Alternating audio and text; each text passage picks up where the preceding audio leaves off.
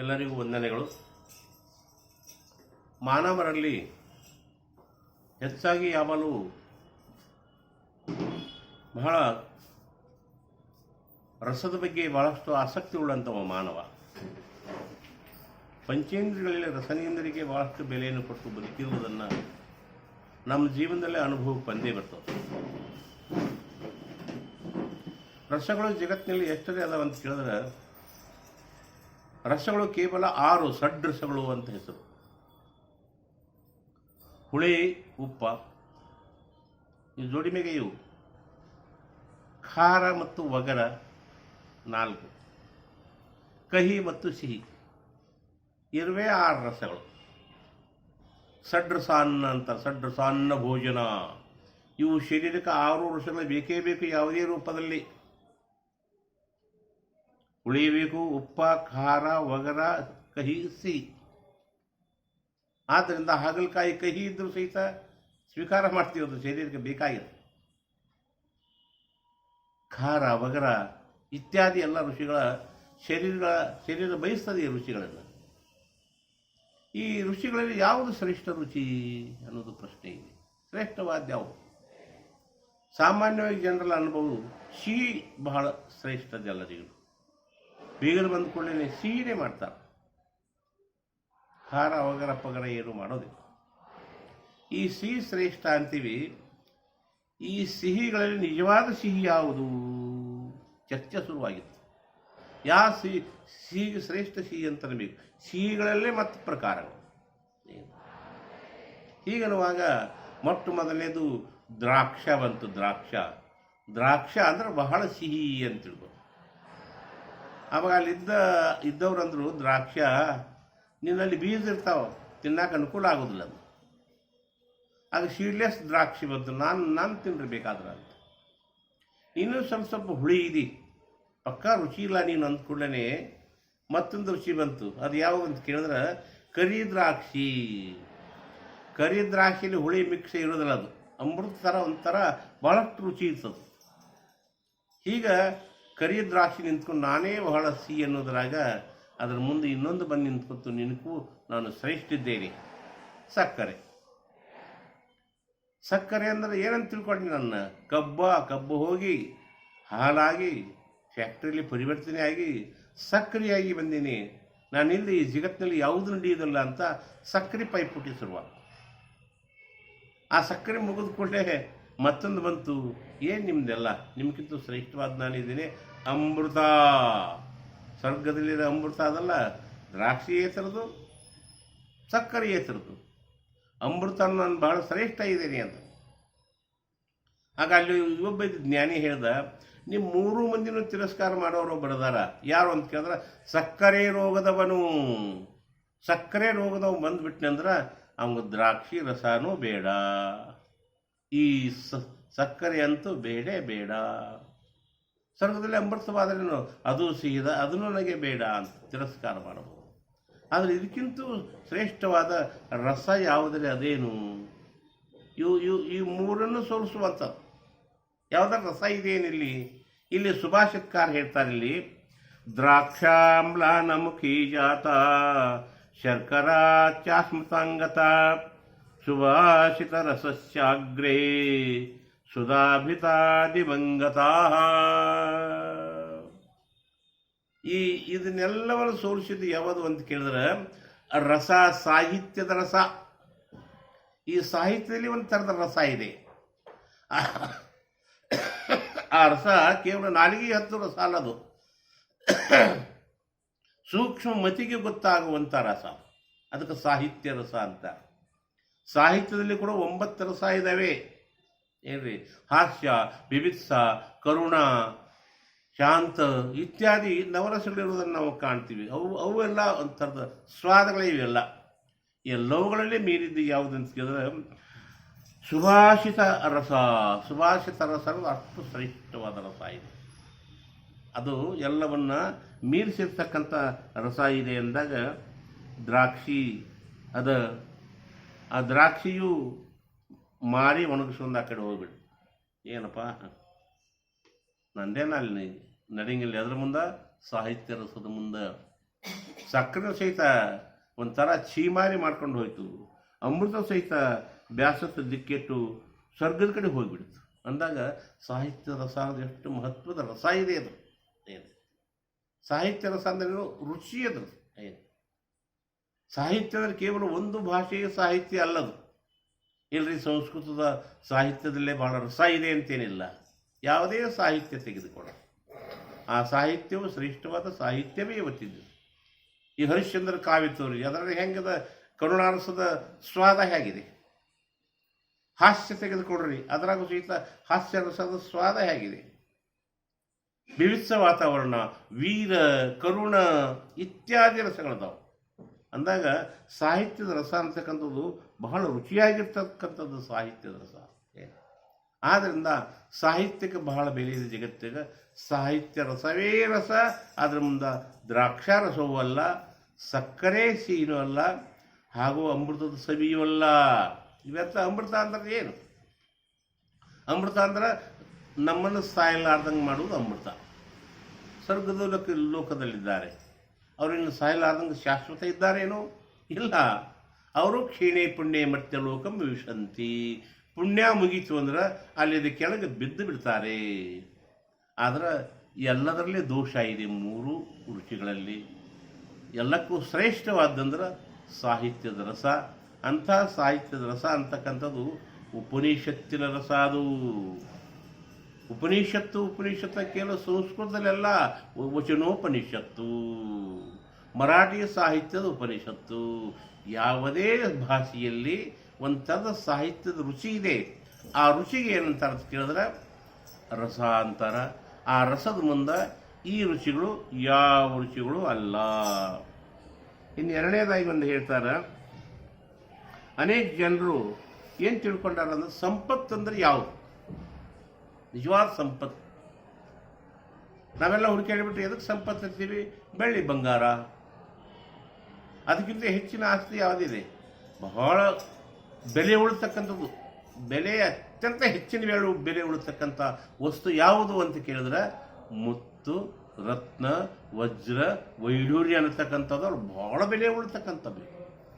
ಆದ್ದರಿಂದ ಅವಕ್ಕೆಲ್ಲ ನಾವು ಬೆಲೆ ಹುಡುಕಾಡಿ ಇವಕ್ಕೆ ಬಹಳ ಬೆಲೆ ಅದಪ್ಪ ಅಂತ ತಿಳ್ಕೊಂಡು ನಾವು ಅವು ಮುಗಿಬಿಡ್ತೀವಿ. ಮುತ್ತು, ರತ್ನ, ವಜ್ರ, ವೈಢೂರ್ಯ ಎಲ್ಲಿ ಬೆಳಿತಾವೆ? ರಾಜ ಮಹಾರಾಜರ ಬಲ್ಲಿ ಅಥವಾ ದೊಡ್ಡ ದೊಡ್ಡ ಕೋಟ್ಯಾಧೀಶರ ಬಲ್ಲಿ. ಬಡವ್ರ ಬಲ್ಲಿ ಏನಿರ್ತಾವ? ಅಲ್ಲಿ ಏನೂ ಇರಂಗಿಲ್ಲ. ಅಂಥವ್ರು ಯಾವಾಗಲೂ ಆಢ್ಯತೆಯಿಂದ ಇರ್ತಾರೆ. ಏನಪ್ಪ, ಒಂದು ರತ್ನ, ಒಂದು ವಜ್ರ, ವೈಢೂರ್ಯ ಕೋಟಿ ರೂಪಾಯಿ ಬೆಲೆ ಬಾಳುವಂಥದ್ದು, ಮುತ್ತು ಸಹಿತ 50,000 ಬೆಲೆ ಬಾಳತಕ್ಕಂಥದ್ದು. ಒಂಥರದ ಅಹಮ್ಮೆ ಇರ್ಬೋದು ಅವರಿಗೆಲ್ಲ. ನಿಜವಾದ ರತ್ನ ಯಾವುದು ಅನ್ನೋದನ್ನು ಇಲ್ಲಿ ಹೇಳಿಕೆ ಶುರು ಮಾಡ್ಯಾರ ಅವರು. ಮುತ್ತು ಮಾರೋರು ಬಂದಿರುತ್ತೆ, ಆನೆ ಮೇಲೆ ಹೇರ್ಕೊಂಡು, ಒಂಟೆ ಮೇಲೆ ಹೇರ್ಕೊಂಡು, ಒಳ್ಳೆ ಪೀತಾಂಬರ ಉಟ್ಕೊಂಡು ಬಂದು ಮುತ್ತು ರತ್ನ ಅಂತ ಮಾರ್ಕತ್ ಬಂದರು. ಜನ ಎಲ್ಲ ಹೌಹಾರಿ ದಿಕ್ಕೆಟ್ಟವ್ರು ನೋಡಕತ್ತು. ಆನೆ ಮೇಲೆ ಹೇರ್ಕೊಂಡ್ಬಂದಾರ, ಒಂಟೆ ಮೇಲೆ ಹೇರ್ಕೊಂಡ್ಬಂದಾರ. ಒಂದೊಂದು ಮುತ್ತ, ರತ್ನ, ವಜ್ರ, ವೈಢೂರ್ಯ ಏನು ಕಾಸ್ಟ್ಲಿ ಭಯಂಕರ ಅಂತ ಜನ ಗಾಬರಿಯಾಗಿ ನೋಡ್ತಿತ್ತು. ದುಡ್ಡು ಇದ್ದವ್ರು ಕೊಟ್ಟು ಖರೀದಿ ಮಾಡ್ಲಿಕ್ಕತ್ತರು. ಬಡವರು ಅಂತೂ ಬಾಯ್ತಾರ ನಿಂತಿದ್ರು. ನಮಗೆಲ್ಲ ಇದು ಯಾಕೆ ಬೇಕಪ್ಪ? ನಮಗೇನು ನೀವೆಲ್ಲ ಸಿಗ್ತಕ್ಕಂಥವು? ನಾವು ಕೆಟ್ಟ ಬಡವರು ತಿಳ್ಕೊಂಡು ಚಿಂತಿತವಾಗಿ ನಿಂತಿದ್ದು. ಆಗೊಬ್ಬ ಮಹಾತ್ಮ ಬಂದ. ಯಾಕಪ್ಪ, ಯಾಕೆ ಚಿಂತೆಯಲ್ಲಿ ಇದ್ದೀರಿ ಅಂದಾಗ, ಮುತ್ತು, ರತ್ನ, ವಜ್ರ, ವೈಢೂರ್ಯ ಕೊಳ್ಳಿಕ್ಕೆ ನಮಗೆಲ್ಲಿ ಸಾಧ್ಯತೆ ರೀ ಅಂತ. ಯಾಕಪ್ಪ ಅವು ಯಾಕೆ ಬೇಕು ನಮಗೆ? ಹೌದು, ಶ್ರೀಮಂತರ ಸೊಳ್ಳಿಕ್ಕೆ ಅಂತಂದ್ರು. ಯಾರು ಶ್ರೀಮಂತರು ಅಂತ ಹೇಳ್ತೀನಿ ತಡಿ ನಿಮಗಂತ ಸಾಧು ಅನ್ನೋದ್ರಾಗ ಮುತ್ತು ರತ್ನೇನು ಮಾರಕ್ಕೆ ಬಂದಿರಲ್ಲ. ಅವರೆಲ್ಲ ಮಾರಿ ಬ್ಯಾಸತ್ತು ತಮ್ಮ ನೀರಡಿಕೆಗ್ಯದ ಒಂದು ಗ್ಲಾಸ್ ನೀರು ತೊಗೊಂಬರ್ರಿ ಅಂತ ಹೇಳಿದ್ರು. ಅವಾಗ ಅವ್ರು ಹೇಳಿದ್ರು, ಸುಮ್ಮನೆ ಮುತ್ತು ಕೊಡ್ರಿ ಅಂದ್ರೆ ಯಾರಿಗೆ ಕೊಟ್ಟಿಲ್ಲ, ಒಂದು ರತ್ನ ಕೊಡ್ರಿ ಅಂದ್ರೆ ಯಾರಿಗೆ ಕೊಟ್ಟಿಲ್ಲ. ಈಗ ನೀರು ಬೇಡ್ತೀರಿ, ನಾವು ನೀರ ಕೊಡೋದಿಲ್ಲ ನಿಮಗೆ. ಯಾಕೆ? ಅವನ್ನೇ ಕುಡೀರಿ. ಮುತ್ತನ್ನು ಬೊಗಸ ಹಾಕೊಂಡು ಘಟ ಕುಡೀರಿ. ರತ್ನವನ್ನು ಹಸುವಾದ್ರೆ ತಿನ್ರಿ ನೀವು. ಯಾರು ನೀರು ಕೊಡಲ್ಲ. ಅವ್ರು ಬ್ಯಾಸತ್ತು ಸಾಕಾಗಿ ಹೇಳಿದ್ರು, ತಮ್ಮ ಒಂದು ಬೊಗಸಿ ವಜ್ರ ವೈಢೂರ್ಯ ತಗೋರಿ, ಒಂದು ಗ್ಲಾಸ್ ನೀರು ಕೊಡ್ರು ನಮಗೆ. ಆವಾಗ ಸಾಧು ಹೇಳ್ತಾನೆ ಬಡವರೇ ನೋಡ್ರಿ, ನಿಮ್ಮ ಮನ್ಯಾಗ ಅದಾವಲ್ಲ ನೀರು, ನಿಮ್ಮ ಮನ್ಯಾಗ ನೀರು ಅದಾವಂದ್ರೆ ರತ್ನಕ್ಕಿಂತ ಶ್ರೇಷ್ಠವಾದ ಯಾವ್ದಂತ ಕೇಳಿದ್ರೆ ಒಂದು ಹನಿ ನೀರು. ಅದಕ್ಕೆ ಪೃಥಿವ್ಯಾಂ 3 ರತ್ನಾನಿ.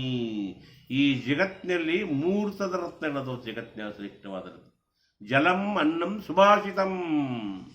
ನೀರ ಮತ್ತು ಅನ್ನ, ಮಹಾತ್ಮರ ಹೇಳಿದ ಒಳ್ಳೆಯ ಮಾತು, ಇವೇ ಮೂರು ರತ್ನಗಳು ಈ ಜಗತ್ತಿನಲ್ಲಿ ಇರತಕ್ಕಂಥವು. ಇನ್ನು ಮೂರ್ಖ ಜನ ಮೂಢೈಹಿ, ಮೂರು ಜನರು ಏನು ಮಾಡ್ತಾರೆ ಅಂತ ಕೇಳಿದ್ರೆ, ಪಾಷಾಣ ಖಂಡೇಶು ರತ್ನ ಸಂಜ್ಞಾ ವಿಧೀಯತೆ. ಈ ಮೂರ್ಖರದಲ್ಲ, ಕಲ್ಲಿನ ಚೂರುಗಳ ರತ್ನ ಅಂತ ಕೂತಾರೆ ಇವರೆಲ್ಲರೂ ಮೂಢರು. ಜಗತ್ತಿನಾಗ ಯಾರಿಗಿಲ್ಲ ಈ ರತ್ನಗಳು? ನೀರು ಯಾರ ಹತ್ರ ಇಲ್ಲ. ಅದಕ್ಕೆ ಅವರು ಒಂದು ಹನಿ ನೀರ ಎಷ್ಟು ಮೌಲಿಕವಾದದ್ದು ನೀರು ಅಂದ್ರೆ. ನೀರಿನ ಬಗ್ಗೆ ಎಷ್ಟು ಗೌರವ ಇದೆ ಜಗತ್ತಿನಲ್ಲಿ. ಈಗ ಜಗತ್ತಿನಲ್ಲಿ ಅನೇಕ ವಿದ್ವಾಂಸರದ ಎಚ್ಚರಿಕೆ ಏನಿದೆ, ನೀರು ವ್ಯರ್ಥ ಹಾಳು ಮಾಡಬೇಡ್ರಿ. ನೀರು ಹಾಳಾದರೆ ಸಿಗುವುದಿಲ್ಲ. ಭೂಮಿಯಲ್ಲಿ ನೀರಿನ ಲೇವಲ್ ಬಹಳ ಕೆಳಗೆ ಹೋಗಿದೆ. ನೀರನ್ನು ಬಹಳ ಸೂಕ್ಷ್ಮವಾಗಿ ಬಳಸಬೇಕು. ಜಲಕ್ಷಾಮ ಬರುವುದು ಸಂಭವ ಇದೆ ಅಂತ ಹೇಳ್ತಾರೆ. ಅಂದಾಗ ನೀರಿನ ಮಹತ್ವ ಇದು. ಧಾರ್ಮಿಕ ಕ್ಷೇತ್ರದಲ್ಲಿಯೂ ನೀರಿಗೆ ಗಂಗಾಮಾತೆ ಅಂತಾರೆ. ಗಂಗಾಮಾತೆ ಅಂತ ಕುಂಭ ಮೆರವಣಿಗೆ ನಡೀತದೆ. ಇದೇನು ಅದು ಜಲೋತ್ಸವ ಅಂತ. ಜಲದ ಮಹಿಮಾ ಅದು ಕುಂಭೋತ್ಸವ ಅಂದ. ದೀಪಾವಳಿ ಹಬ್ಬದಲ್ಲಿ ನೀರು ತುಂಬ ಹಬ್ಬ ಅಂತ ಬಂತು. ಸಂಕ್ರಮಣದಲ್ಲಿ ಹೊಳೆ ಪೂಜೆ ಮಾಡೋದು ಬಂತು. ಇದೆಲ್ಲ ಏನು? ಜಲೋತ್ಸವ, ಜಲದ ಮಹಿಮೆಯನ್ನು ತಿಳ್ಕೊಳ್ರಿ. ಅದಕ್ಕೆ ಪವಿತ್ರ ಧಾರ್ಮಿಕತೆಯನ್ನು ಕೊಡಬೇಕಂತ ಅನೇಕರು ಗಂಗಾಮಾತೆ ಅಂತ. ಜಲಂ ಅಂದ್ರೆ ಜಲವೇ ಜೀವ. ನೀರು ಬಿಟ್ಟರೆ ನಮ್ದೇನೂ ನಡೆಯಂಗಿಲ್ಲ ನೋಡ್ರಿ. ಒಂದು ಕೂಸು ಹುಟ್ಟು ಅಂದ್ರೆ ನೀರು ಬೇಕು, ಬಾಳೆ ತರಕ್ಕೆ. ಆ ಮನುಷ್ಯ ಸಾಯಕತ್ನಂದ್ರೆ ನೀರು ಬೇಕು ಅವನಿಗೆ ಬಾಯಾಗ ಹಾಕಲಿಕ್ಕೆ. ಹುಟ್ಟದಾಗಲೂ ನೀರು ಬೇಕು, ಸಾಯುವಾಗಲೂ ನೀರು ಬೇಕಂದ್ರೆ ಇಡೀ ಜೀವನ ತುಂಬ ನೀರು ಬಿಟ್ಟರೆ ನಮ್ಮ ಬದುಕೇ ಇಲ್ಲ. ಆದ್ದರಿಂದ ಪಟ್ಟಣಗಳು, ದೊಡ್ಡ ದೊಡ್ಡ ಊರುಗಳು ಎಲ್ಲಿ ಬೆಳೆದು ಅಂದ್ರೆ ನದಿ ದಂಡೆಯಲ್ಲೇ ಬೆಳ್ಕೊಂಡು ಬೇಕಾದ ನೀರಿನ ಅನುಕೂಲಕ್ಕಾಗಿದೆಲ್ಲ. ಇಂಥ ಜಲದ ಮಹಿಮಾ ಇವತ್ತಿಂದ. ಯಾರೇ ಬೀಗರು ಮನೆಗೆ ಬರಲಿ ಅವ್ರನ್ನ ಎದುರಿಂದ ಸ್ವಾಗತ ಮಾಡ್ತೇವೆ. ಏನು ನಮ್ದು ಹಾಲಿನ ಡೈರಿ ಅದು ಬೇಕಾಟು, ಮನುಷ್ಯರಿಗೆ ಹಾಲು ಕೊಡ್ರಪ್ಪ, ಮುಖ ತೊಳ್ಕೊಂಬರ್ಲಿ ಅಂತೀರೇನು? ನಮ್ಮಲ್ಲಿ ತುಪ್ಪ, ಜೇನುತುಪ್ಪ ಬೇಕಾಗ್ತದ, ಅದನ್ನೇ ಮಾರಿ ತೊಗೊಂಬರ್ಲಿಲ್ಲ, ಬಡವ್ರಂಗೆ ನಾವ್ಯಾಕೆ ನೀರು ಕೊಡೋಣ ಅಂತೀರೇನು? ಯಾರು ಬೇಕಾದವರಲ್ಲಿ ನೀರಿನಲ್ಲೇ ಬೀಗರಿಗೆ ಸ್ವಾಗತ. ಆ ನೀರು ಕುಡ್ದಿದ್ರು ಸಹಿತ ಆ ಬೀಗರು ನಿಮಗೇನು ಅಣಗಿಸ್ಕೊಂತ ಹೋಗ್ತಾರೆ. ಮನೆಗೆ ಹೋಗಿದ್ದೇವ್ರಿ, ಒಂತೊಮ್ಮೆ ನೀರು ಕೊಡಲಿಲ್ಲ ಅವ್ರು ನಮ್ಗೆ ಅಂತಾರೆ. ವಿನ ಹಾಲು ಕೊಡಲಿಲ್ಲ, ತುಪ್ಪ ಕೊಡಲಿಲ್ಲ ಅಂತಾರೆ ನಿಮ್ಗೆ. ಅಂದ್ರೆ ನೀರಿನ ಮಹತ್ವ ಎಷ್ಟು ಮಹತ್ವದಿದೆ. ಮನುಷ್ಯ ಮನ್ಕೊಂಡವ ಎದ್ದು ಕೂಡಲೇ ಒಂದು ಯಾರಿಗೆ ಭೇಟಿ ಆಗೋದಲ್ಲ. ಪಟ್ ನೀರು ತಗೊಂಡು ಮುಖ ತೊಳ್ಕೊಂಡಾಗೇ ಮುಖದಲ್ಲಿ ಪ್ರಸನ್ನತಾ ಉಂಟಾಗ್ತದೆ. ಅವನು ಬಿದ್ದು ಮೂರ್ಛಿತನಾದಾಗ ಅಲ್ಲಿ ಹುಡುಕಾಡಕತ್ತೀವಿ. ಯಾರೇ ಮಹಾತ್ಮರದಲ್ಲಿ ನೋಡ್ರು ಮೂರ್ಛಿತನಾಗಿಬಿಟ್ಟು ಎತ್ತರ ಮಾಡಲಿ, ಆ ಮಹಾತ್ಮ ಮಂತ್ರ ಹಾಕಿ ಎಬ್ಬಿಸ್ತಾನಲ್ಲ, ಆ ಮಹಾತ್ಮರು ಹುಡುಕಾಡಕತ್ತೀರಿ. ಕೆಲವರು ಬಂದ ಮೂರ್ಛಿತವಾದವ್ರಿಗೆ ಮಹಾತ್ಮರು ಹಾಕಬೇಕು, ನೀರನ್ನು ತಗೊಂಡ್ಬಂದಿಷ್ಟು ನೀರು ತಗೊಂಡು ಮಾರಿ ಹೊಡೆದ್ಬಿಟ್ಟು ಎತ್ತರ ಆಯಿತು. ಹೋದ ಪ್ರಾಣವನ್ನು ಮರಳಿ ತರಿಸುವ, ಮೂರ್ಛಿತನನ್ನು ಎಬ್ಬಿಸುವ, ಎಲ್ಲ ಜೀವನಕ್ಕೆ ಕ್ಷಣಗಳಿಗೂ ನಮ್ಮ ಕೂಡ ಅವಿನಾಭಾವವಾಗಿ ಬೆರೆಸಿಕೊಂಡದ್ದು ಜಲವೇ ಜೀವ. ಈ ಜಲ ಅಂತಕ್ಕಂಥದ್ದು ಈ ನಮ್ಮ ಜೀವನದಲ್ಲಿ ಇರೋದು. ಜಲ ಅನ್ನೋದೇ ಒಂದು ರತ್ನ. ಜಲಂ ಅನ್ನಂ ಸುಭಾಷಿತಂ ತ್ರೀಣಿ ರತ್ನಾಣಿ. ಅನ್ನಕ್ಕೆ ಏನು ಹೆಸರಿಟ್ಟರು? ಅನ್ನಕ್ಕೆ ಬ್ರಹ್ಮ ಅಂತಾರೆ. ಅನ್ನಂ ಬ್ರಹ್ಮಂ. ಅನ್ನ ಇರ್ಲಿಕ್ಕೆ ಯಾರೂ ಬದುಕೋದಿಲ್ಲ. ಈ ಶರೀರಕ್ಕೆ ಏನಂತಾರ? ಅನ್ನಮಯ ಕೋಶ ಅಂತಾರೆ. ಅನ್ನಮಯ ಕೋಶ. ಅನ್ನ ಹಾಕದಾಗನೇ ಇದು ಬದುಕೋದು. ಅನ್ನ ಇದಕ್ಕೆ ಬೇಕೇ ಬೇಕು ಯಾವುದೇ ರೂಪದಲ್ಲಿ. ಇಂಥ ಅನ್ನಕ್ಕೆ ಏನು ಬೆಲೆ ಕೊಟ್ಟರು ಶರಣರಂದ್ರೆ ಬ್ರಹ್ಮಸ್ವರೂಪ. ಭಗವಂತ ನಿರ್ಮಾಣ ಮಾಡ್ತಾರೆ, ಅನ್ನವನ್ನು ನಾವು ಮಾಡೋದಿಲ್ಲ. ಅದಕ್ಕೆ ದಾಸೋಹಕ್ಕೆ ಯಾಕೆ ಇಷ್ಟು ಬೆಲೆ ಇದೆ? ಅನ್ನದಾನ ಅಲ್ಲಿ ನಡೀತಾ ಇದೆ. ಆದ್ದರಿಂದ ಅನ್ನದಾನ ಮಾಡುವಾಗ ಅಹಂಕಾರಿಗಳಾಗಿರಬಾರ್ದು. ಈ ಅನ್ನ ಅನ್ನೋದು ಎಷ್ಟು ಮಹತ್ವದಿದೆ. ಊಟಕ್ಕೆ ಕೂತಾಗ ಅದಕ್ಕೆ ನಮಸ್ಕಾರ ಮಾಡಿ ಸ್ವೀಕಾರ ಮಾಡ್ತಾರೆ. ಯಾಕೆ? ಬ್ರಹ್ಮಸ್ವರೂಪ ಅದೊಪ್ಪದು. ಅದಕ್ಕಿಷ್ಟು ಬೆಲೆ ಕೊಡಬೇಕದು. ಅದರಿಂದಲೇ ರಕ್ತ, ಅದರಿಂದಲೇ ಮನಸ್ಸು, ಅದರಿಂದಲೇ ಬುದ್ಧಿ, ನಮ್ಮ ಶರೀರದಾಗ ಏನದು ಎಲ್ಲವೂ ಅನ್ನದ ಒಂದು ಥರದ ರೂಪಾಂತರವೇ ಅದು ಕೂಡ.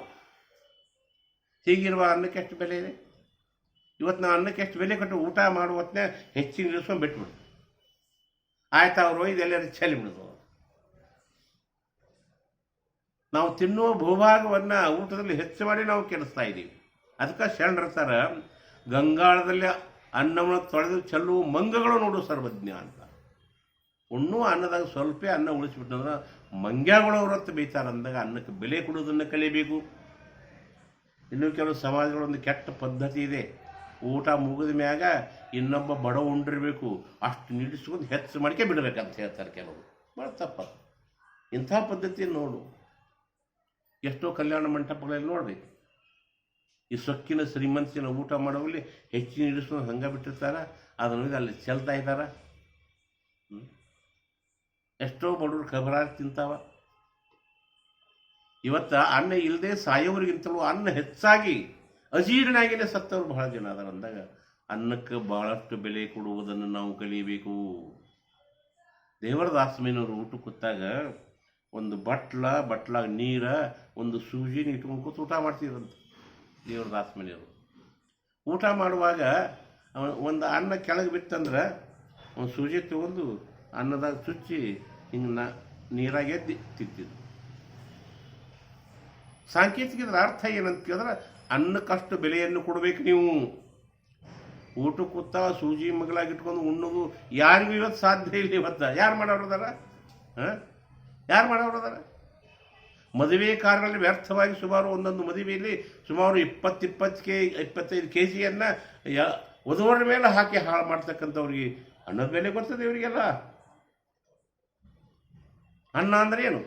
ಈ ರೀತಿಯಾಗಿ ಅನ್ನದ ಮಹತ್ವ ತಿಳಿಸೋದಕ್ಕೆ ಶರಣರು ದಾಸೋ ಮಹಿಮೆಯನ್ನು ಬೆಳಕಿಗೆ ತಂದಾರ. ಅನ್ನವನ್ನು ಮಿತವಾಗಿ ಬಳಸಿದಂತಾರ, ಅನ್ನವನ್ನು ಹಸದವರಿಗೆ ನೀಡುವಂತಾರ.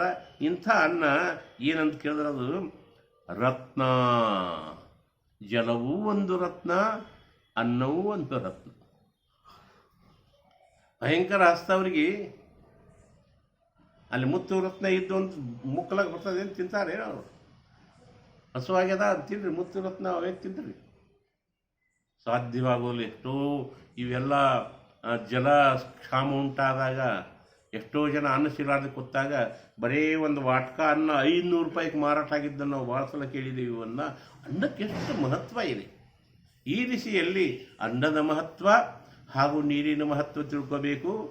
ತ್ರಿನಿರತ್ನಾನಿ, ಈ ಭೂಮಂಡಲದಲ್ಲಿ 3 ರತ್ನ ಅದವು. ಒಂದು ನೀರು, ಎರಡನೇದ್ದು ಅನ್ನ, ಮೂರನೇದು ಯಾವುದು ಸುಭಾಷಿತಾನಿ. ಈ ಸುಭಾಷಿತ ಅಂತಕ್ಕಂಥದ್ದು ಇದು ಒಂದು ರತ್ನವೇ. ಸುಭಾಷಿತ ಅಂದ್ರೇನು? ಒಳ್ಳೆ ಮಾತ್ರಿ. ಒಳ್ಳೆ ಮಾತು ಏನು ಮಾಡ್ತದ? ಸಾಯಕ್ಕೆ ಹೊಂಟವ ಯಾವನು ಒಳ್ಳೆ ಮಾತಿನ ಕೈ ಸಿಕ್ಕಿದಂದ್ರೆ ಸಾಯೋದನ್ನು ತಪ್ಪಿಸ್ಬಿಡ್ತಾನ.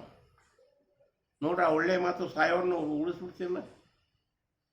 ಮಾನಸಿಕ ತಾಪದಿಂದ ಬಳಲುವಂತವ ಒಬ್ಬ ಸತ್ಸಂಗಕ್ಕೆ ಹೋಗ್ಬಿಟ್ಟಂದ್ರೆ ಅವನ ಮನಸ್ಸಿನ ತಾಪ ಹೋಗ್ಬಿಡ್ತು.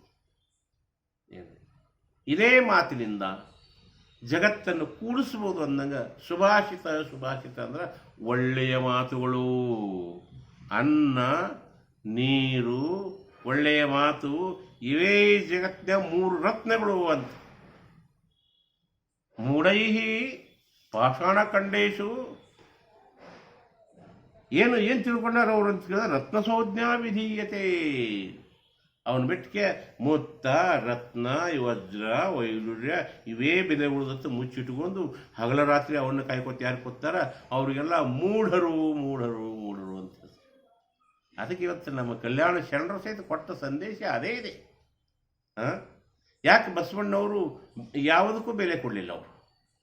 ಅವ್ರು ಕೊಟ್ಟದ್ದು ಮೊದಲನೇದು ದಾಸೋಹಕ್ಕನೇ, ಅವ್ರು ಕೊಟ್ಟಿದ್ದು ಎರಡನೇದ್ದು ಕಾಯಕಕ್ಕನೇ. ಅಂದಾಗ ನಾವು ಬೆಳ್ಳಿ ಬಂಗಾರಕ್ಕೆ ಬೆನ್ನು ಹತ್ತಿ ಅವು ಯಾವುದಕ್ಕೂ ನಿತ್ಯೋಪಯೋಗಿ ವಸ್ತು ಅಲ್ಲ. ಯಾವಾಗ ಬರ್ತದೆ ಹೇಳ್ರಿ? ಮುತ್ತು, ರತ್ನ, ವಜ್ರ, ವೈಡೂರು ನಮ್ಮಲ್ಲಿದ್ರೆ ಯಾವುದೋ ಮೆರವಣಿಗೆ ದಿವಸ ಯಾವಾಗೋ ಹಾಕೋಬೋದು. ನಿತ್ಯ ಬರ್ತದದು.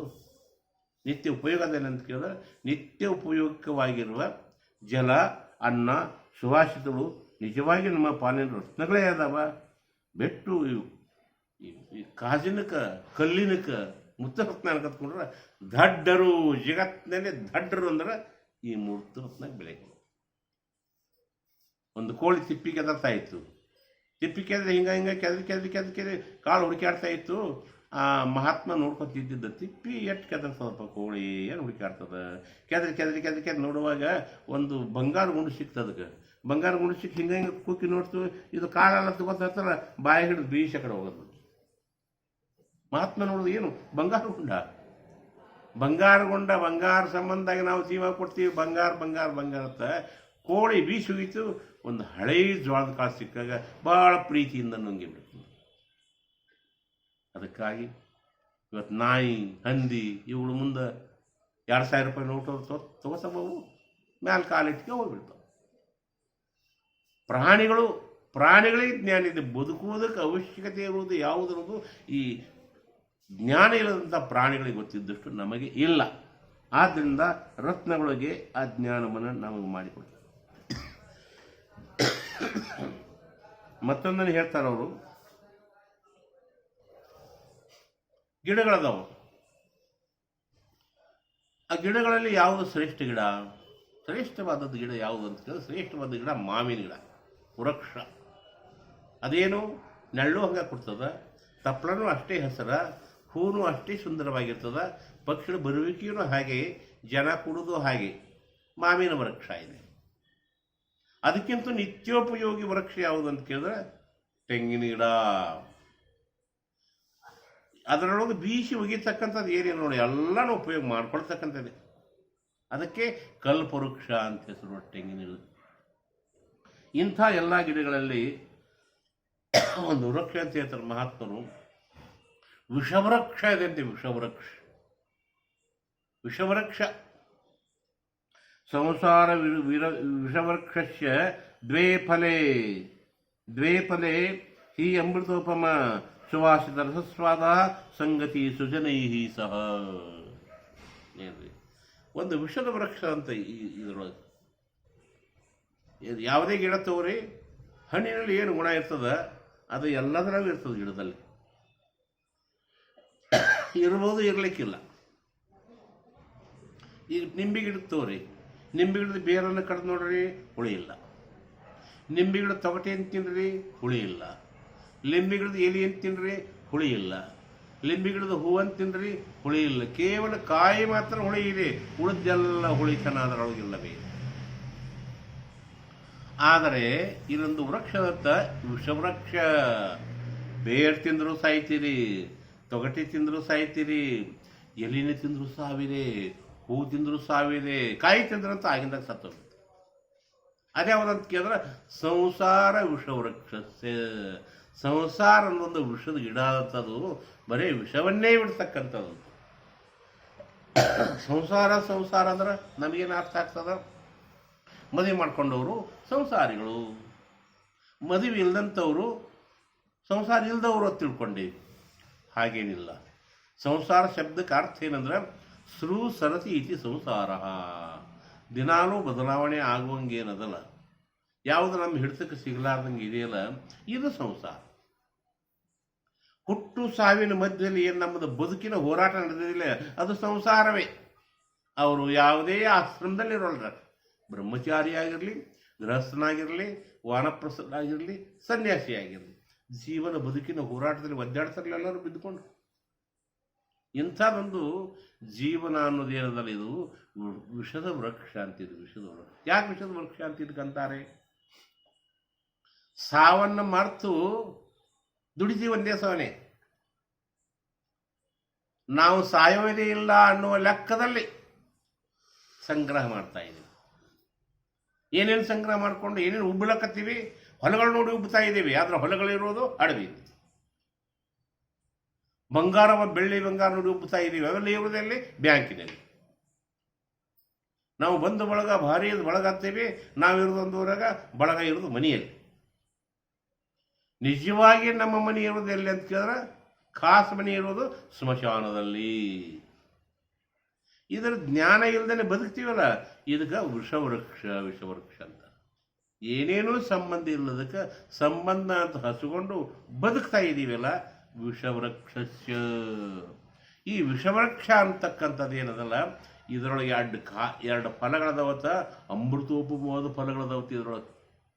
ಸಂಸಾರನ್ನು ವಿಷವೃಕ್ಷದಲ್ಲಿ 2 ಫಲಗಳಿವೆ. ಒಂದು ಯಾವುದಂತ ಕೇಳಿದ್ರೆ ಸತ್ಸಂಗ ಅನ್ನೋದೊಂದು ಇದ್ರಾಗದೆ. ಇದರೊಳಗೆ ಸತ್ಸಂಗದಲ್ಲಿ ಎಷ್ಟು ಕಲ್ಯಾಣ ಇದೆ. ಸತ್ಸಂಗ ಮಹಾತ್ಮ ಬಸವಣ್ಣವರು ಸಂಸಾರದ ಈ ವಿಷವೃಕ್ಷದಲ್ಲಿಯೇ ಸತ್ಸಂಗ ನಿರ್ಮಾಣ ಮಾಡಿದ್ದಾರೆ. ಅದರ ಫಲ ಜಗತ್ತೇ ನೆನೆಸಿಕೊಳ್ತಕ್ಕಂಥ ಅದರ ರಿಸಲ್ಟ್. ಮೊಟ್ಟ ಮೊದಲಿನ ಅನುಭವ ಮಂಟಪ ಇಂಥದ್ದೊಂದು ಸತ್ಸಂಗದ ಫಲ. ಆ ಸತ್ಸಂಗದೊಳಗೆ ಹೋಗಿ ಯಾವನೇ ಸೇರಿಕೊಳ್ಳಿದ ಅದರಂತೆಯೇ ಆಗ್ತೈತೆ. ಒಂದು ಕೊಡ ಹಾಲಿನಾಗ ಒಂದು ತಂಬಿಗೆ ನೀರು ಕುಡಿಸ್ಬಿಡ್ರಿ, ಆ ನೀರು ಹಾಲೇ ಆಗ್ಬಿಡ್ರಿ. ದುಷ್ಟ ಸಂಘ ಒಂದು ಕೊಡ ನೀರಿನಾಗ ಒಂದು ತಂಬಿಗೆ 2 ತಂಬಿಗೆ ಹಾಲು ಕುಡಿಸ್ಬಿಡ್ರಿ, ಅವು ನೀರಾಗಿ ಹೋಗ್ಬಿಡ್ತಾವೆ. ದುಷ್ಟ ಸಂಘ ತನ್ನಂತೆ ಮಾಡಿಕೊಂಡು ದುಷ್ಟರು ಮಾಡ್ತದ, ಶಿಷ್ಟ ಸಂಘ ತಮ್ಮಂತೆ ಮಾಡ್ಕೊಂಡ್ಬಿಡ್ತದೆ. ಅಂದಾಗ ಸತ್ಸಂಗ ಅನ್ನತಕ್ಕಂಥದ್ದು, ಆ ಸತ್ಸಂಗದಲ್ಲಿ ಹೇಳ್ತಕ್ಕಂಥ ಒಂದು ಉಪದೇಶದ ಫಲ ಅದಲ್ಲ, ಉಪದೇಶ ಇದು ಅಮೃತದ ಫಲ. ಸತ್ಸಂಗ ಹಾಗೂ ಉಪದೇಶ ಇವು ಸಂಸಾರ ವಿಷ ವೃಕ್ಷದಲ್ಲಿರ್ತಕ್ಕಂಥ 2 ಹಣ್ಣುಗಳು. ಇದನ್ನು ಸ್ವೀಕಾರ ಮಾಡಿ ಧನ್ಯತೆಯಲ್ಲಿ ನಿಮ್ಗೆ ಪ್ರಾಪ್ತ ಆಗ್ತಾ ಇದೆ. ಹೋಗಿ ಅದನ್ನು ಸಿಕ್ಕೊಂಡ್ಬಿಡ್ಬೇಕಷ್ಟೇ. ಪರೀಕ್ಷಿತ ಮಹಾರಾಜ ಎಂಥ ಭಯಭೀತಿ ಬಿದ್ದಿದ್ದ ಅಂತ ಕೇಳಿದ್ರೆ, ಸತ್ತ ಹೋಗ್ಬಿಡ್ತೀನಿ, ಅಯ್ಯೋ ಸತ್ತು ಹೋಗ್ತೀನಿ, 7 ದಿನದ ಕಲಸೇನ ಏನು ಮಾಡಲಿ, ಗಡಬಡ ನಿದ್ದೆ ಹತ್ತಲ್ದು, ಊಟ ಮಾಡುವಲ್ಲ, ಮನ್ಯಾಗ ಕುಂದ್ರಲ್ಲ, ಯಾರು ಕೂಡ ಮಾತಾಡಲ್ಲ, ಸತ್ತು ಹೋಗ್ತೀನಿ ನೆಟ್ರೆ ಕಡೆ 7 ದಿನದ ಕಲಸ ಆಯ್ತು, ನಿನ್ನ ಕೂಡ ಏನು ಮತ್ತೆ ಎಲ್ಲ ನಾನು ಯಾವ ಬೀಗರು ಯಾರು ಬಿದ್ದರು ಯಾರು ರಾಜ ಏನು ಹೊಚ್ಚಿಡಿದು ಕುಣಿಯಾಕ ಶುರು ಮಾಡಿದ 7 ದಿನದಾಗ ಸಾಯ್ತೀನಿ. ಎಷ್ಟು ಗಡಬಡ. ಈ ಸಾವಿನ ಗಡಬಡದಾಗ ಹೇಳಿದ್ರು, ಸುಖಮನಿ ಮಹಾರಾಜರ ಹತ್ರ ಹೋಗ್ರಿ, ಸುಖಮನಿ ಮಹಾರಾಜ ಹತ್ರ ಹೋಗ್ರಿ, ನಿಮ್ಮದೇನು ಪಾಪದ ಭಯ ಅದಲ್ಲ. ಋಷಿಗಳಿಗೆ ಸತ್ತ ಹಾವನ್ನು ಹಾಕಿದ ಪಾಪದ ಭಯ ಅದಲ್ಲ, ನಿವಾರಣೆ ಮಾಡ್ತಾರೆ ಅವರು. ಏನು ನಿವಾರಣೆ ಮಾಡ್ತಾರಪ್ಪ, ಸಾವು 7 ದಿನದಾಗ ಬರ್ತದ, ಏನು ನಿವಾರಣೆ ಮಾಡ್ತಾರೋ, ನಡೀತಾರೆ ನಡೆಯೋದು. ಸುಖಮುನಿ ಮಹಾರಾಜನಲ್ಲಿ ಹೋಗಿ ಕೂತ್ಕೊಂಡು ಕೇಳಿಸ್ತಿರುವ ಸುಖಮುನಿ ಮಹಾರಾಜರು ಉಪದೇಶ ಶುರುವಾತ. ಉಪದೇಶ, ದೇಹ ಬೇರೆ ನೀನು ಬೇರೆ, ದೇಹ ಪಂಚಭೂತಾತ್ಮಕ, ನೀನು ಅಭೌತಿಕ ಭೌತಿಕನಲ್ಲ, ನೀನು ಹುಟ್ಟುವವನಲ್ಲ ಸಾಯುವವನಲ್ಲ, ನೀನು ಅದರ ಕೂತ್ಕೊಂಡಿ. ನೀನು ಬಸ್ಸಿನ ಕೂತವ ಯಾವಾಗಲೂ ಬಸ್ಸೇ ನಾನು ಅಂತ, ನೀನು ಬಸ್ಸಿನ ಕೂತೀನಷ್ಟೇ, ಬಸ್ ನಾನು ಅಲ್ಲೋ, ಬಸ್ ನಾನು ಇಳಿದು ಹೋಗ್ತೀನಿ. ನಾನು ಬಸ್ಸಿನ ಕೂತವನು ಬಸ್ಸೇ ನಾನು ಎನ್ನುವುದಿಲ್ಲ ಹೇಗೆಯೋ, ರೈಲಿನಲ್ಲಿ ಕೂತಾಗ ರೈಲೇ ನಾನು ಹೇಗೆ ಅನ್ನುವುದಿಲ್ಲವೋ, ಹಾಗೆ ಶರೀರದಲ್ಲಿ ಕೂತಿರುವ ನೀನು ಶರೀರವಿಲ್ಲ, ನೀನು ಅಜಹ, ನೀನು ವರ್ಣಾತೀತ, ನೀನು ಅಮೃತ ಸ್ವರೂಪ ಅಂತ ಹೇಳಿಕೊಳ್ಳೇ ಹೋಗು. ಕೊನೆಗೆ ಹಾವು ಯಾವುದೋ ಒಂದು ಹಣ್ಣಿನ ರೂಪದಲ್ಲಿ ಬಂದು ಕಡಿದು ಸಾವು ಬಂದರೂ ಕೂಡ ಅದು ಪ್ರಾಕೃತಿಕ ನಿಯಮ. ಅದು ಜಾತಸ್ಯ ಮರಣಂ ಧ್ರುವಂ ಅನ್ನುವುದಕ್ಕಾಗಿ. ಆದರೆ ಇವ ಹೆಂಗದನ, ನಾನು ನಿಶ್ಚಿಂತೆಯಿಂದ ಪ್ರಾಣ ಬಿಟ್ಟು. ಹಾಗೆ ಸತ್ಸಂಗ ಅಂತಕ್ಕಂಥದ್ದೊಂದು ಪವಿತ್ರ ಹಣ್ಣು ಸಿಗ್ತದೆ. ಅಲ್ಲಿ ಹೋಗಿಬಿಟ್ರೆ ಮಹಾತ್ಮರು ಉಪದೇಶ ಸಿಗ್ತದೆ. ಆ ಉಪದೇಶ ನನ್ನ ಜೀವನ ಧನ್ಯ ಆಗ್ತದೆ. ಅದು ಸ್ವೀಕಾರ ಮಾಡಬೇಕು ಚೆನ್ನಾಗಿನೂ. ಏನು ಮಹಾತ್ಮರ ಸನ್ನಿಧಾನದಲ್ಲಿ ಹೋಗಿನೂ ಕೇಳಲಾರ್ದೇ ಎಕಡೋ ಬೇಜಾರ ಮಾಡ್ಕೊಂಡ್ಬಿಟ್ರೆ, ಎಕಡೋ ಅಡ್ಡಾಡಿದರೆ, ಅದಕ್ಕೆ ಮಹಾತ್ಮರ ಬಳಿ ಹೋಗಬೇಕಾದ ಶಿಷ್ಯನ ಲಕ್ಷಣ ಹೇಳ್ತಾರೆ. ಹೋಗಿ ಉಪದೇಶ ಕೇಳುವಾಗ ಅವರಿಬ್ಬರು ಬಾಯಿಂದ ಬರುವ ಜ್ಞಾನ ಬಹಳ ಶ್ರೇಷ್ಠವಾದದ್ದು ಅಂತ ಭಾವಿಸ್ಕೋ. ಕೇಳಕ್ಕೆ ಬಂದು ಕೂತಿ ಗುರುಗಳು ಇವ್ರು ಯಾವ ಜಾತಿಯವರು ಇವರು ಅಂತ ಗುರುಗಳು ಕೂಡ ಬೀಗ್ತಾನೆ 10,000 ಗುರುಗಳು ಜಾತಿ ವಿಚಾರ ಮಾಡ್ಲಕತ್ತಾರ. ಅದು ಹೆಂಗೆ ಸಿಗ್ತದೆ? ಗುರುಗಳನ್ನ ಏನು ಹೊಡೆಯವ್ರ ಗತಿ ಕಣ್ ಕಿಸ್ಕೊಂಡು ನೋಡ್ಕೊತ ಕೂತಾರ, ಅದು ಹೆಂಗೆ ತಿಳಿತದೆ? ಅದಕ್ಕಾಗಿ ಇವು ಪೂರ್ವಗ್ರಹ ಪೀಡಿತ ಅಂತಾರೆ. ಇವು ನಾವೇನೋ ತಲೆಯಾಗಿ ಇಟ್ಕೊಂಡು ಬಂದು ಕೇಳಕ್ಕೆ ಶುರು ಮಾಡಿದೆವಂದ್ರೆ ಅದು ತಿಳಿಯುವುದಿಲ್ಲ. ಈ ರೀತಿ ಸಂಸಾರ ಎಂಬ ವೃಷವೃಕ್ಷದಲ್ಲಿ 2 ಹಣ್ಣು ಸಿಗ್ತಾವ. ಒಂದು ಸತ್ಸಂಗ, ಒಂದು ಆ ಮಹಾತ್ಮರು ಕೊಟ್ಟ ಉಪದೇಶನು. ಇವುಗಳನ್ನ ಪಡೆದುಕೊಂಡು ಧನ್ಯರಾಗಬೇಕು ಅಂತ ಹೇಳ್ತಾರೆ. ಇದೇನು ಸುಭಾಷಿತ ಮಹಿಮಾ. ಇದು ಸುಭಾಷಿತ ಅಂದರೆ ಮಾತುಗಳ ಮಹಿಮಾ. ಮಾತುಗಳಂದರೆ ಯಾವುವು? ಸಂಯುಕ್ತ ಕರ್ನಾಟಕದಾಗ ಬರ್ತವೆ ಈ ಮಾತುಗಳಲ್ಲ. ತಾರೀಖಿ ಮುಗಿತಂದ್ರೆ ಅದನ್ನ ಯಾರು ಓದಂಗಿಲ್ಲ. ಉಪನಿಷತ್ತುಗಳು, ವಚನ ಸಾಹಿತ್ಯ, ದಾಸ ಸಾಹಿತ್ಯ, ವೇದ ಮಂತ್ರಗಳು ಇವೇನು ನವನೋನ್ಮೇಷ ಶಾಲಿನಿ, ನಿತ್ಯ ಹೊಸ ರೂಪವನ್ನೇ ತೋರಿಸ್ತಕ್ಕಂಥ ಮಹಾತ್ಮರ ಮಾತುಗಳದವ, ಅವೇ ಸುಭಾಷಿತ ಅಂತಾರೆ. ಆ ಸುಭಾಷಿತ ಮಹಿಮೆಯನ್ನು ಇವತ್ತು ನಾವು ನೋಡಿದ್ದೀವಿ.